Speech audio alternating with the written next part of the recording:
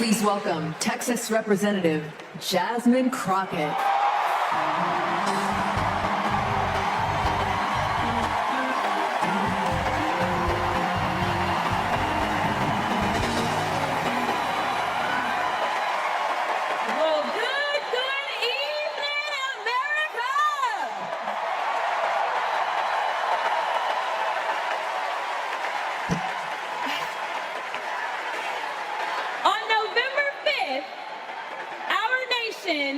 Will hire a president, a commander-in-chief, and leader of the free world.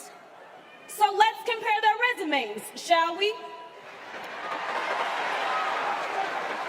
One candidate worked at McDonald's while she was in college at an HBCU.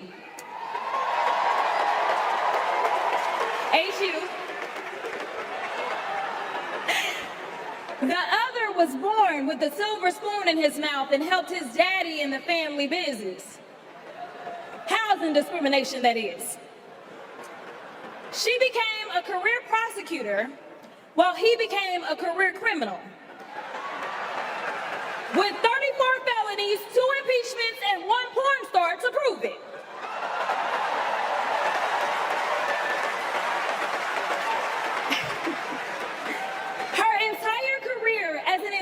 District attorney, attorney general, and senator, she's always worked for one client, the people. Meanwhile, he's a 78-year-old, lifelong predator, fraudster, and cheat, known for inciting violent mobs.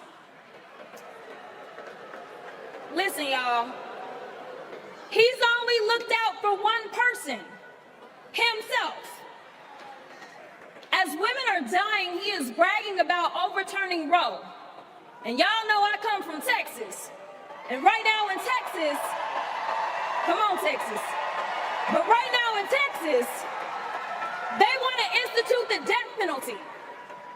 That is a problem. While Kamala Harris is fighting for our reproductive rights to be restored. She is also the leader we need on the global stage. She helped secure the release of Americans wrongfully detained in Russia.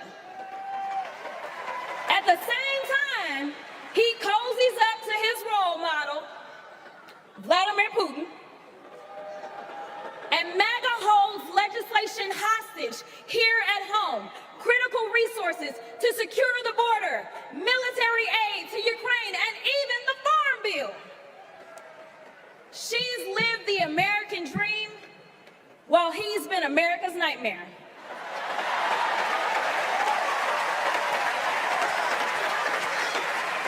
America, looking at the 2 choices before you, who would you hire? Donald Trump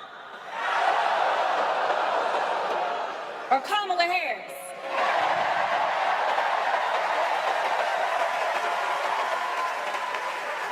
Kamala Harris has a resume.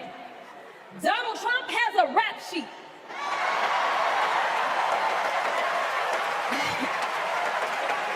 She presides over the Senate while he keeps our national secrets next to his thinking chair. Y'all know what I said that other time. In Mar-a-Lago.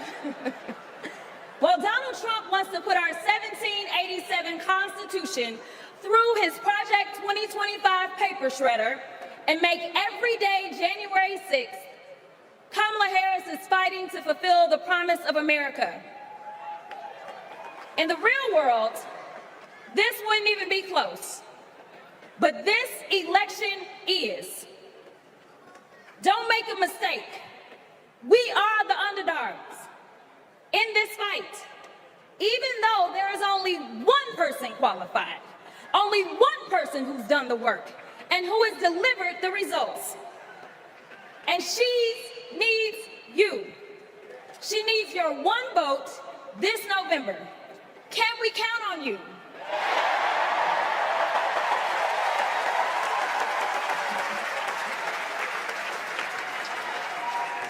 Some of you know a little bit of my history, some of you don't, so let me tell you.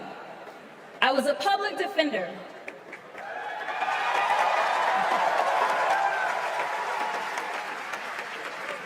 I did criminal defense as well as practiced civil rights law for almost 2 decades.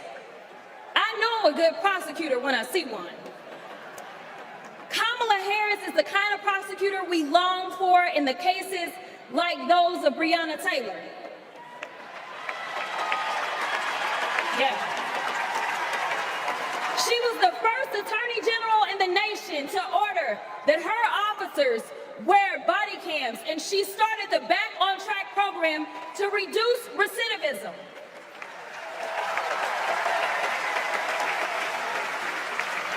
Listen, y'all, she did all these things because she genuinely cares about people. She sees each person as just that, a person, not a statistic. She's proven that since the first day she stepped into a courtroom and said what y'all already heard Hillary say. I did not copy off of her speech. I just want y'all to know. She walked into that courtroom and said, Kamala Harris for the people. And she meant that.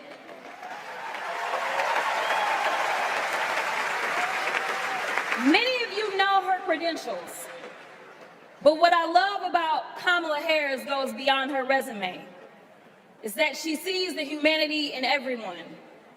She's the only candidate in this race who is capable of empathy. When I first got to Congress, I wasn't sure I made the right decision.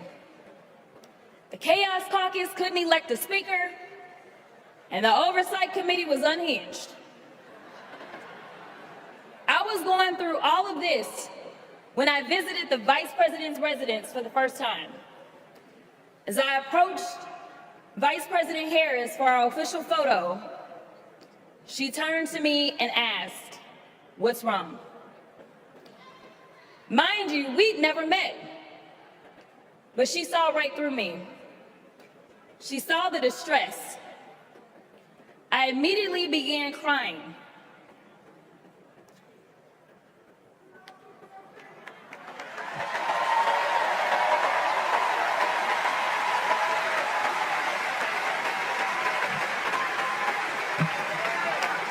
And the most powerful woman in the world wiped my tears and listened.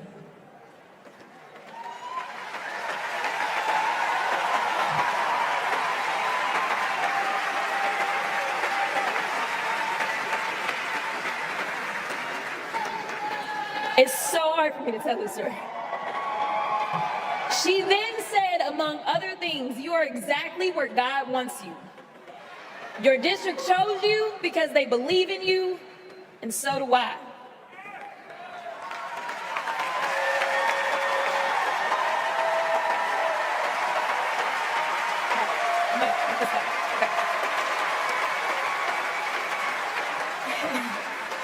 The next month, I went viral for the first of many times to come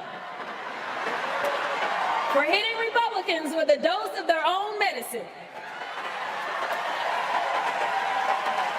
That brief but impactful interaction gave me my legislative legs, and I've been running ever since.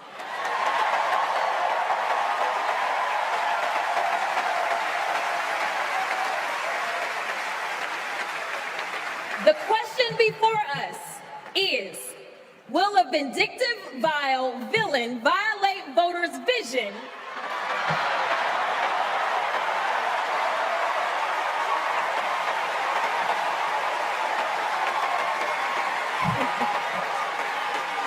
for a better America or not? I hear alliterations are back in style. We deserve better. We deserve a president who can be a bright light in a sea of darkness. One who will pull us forward, because we won't go back. Amanda Gorman said it best: "There's always light if only we are brave enough to see it. If only we are brave enough to be it." Kamala Harris showed me that light. And America, when she is our president, together we will shine as that beacon of hope and freedom around the world once more. God bless y'all.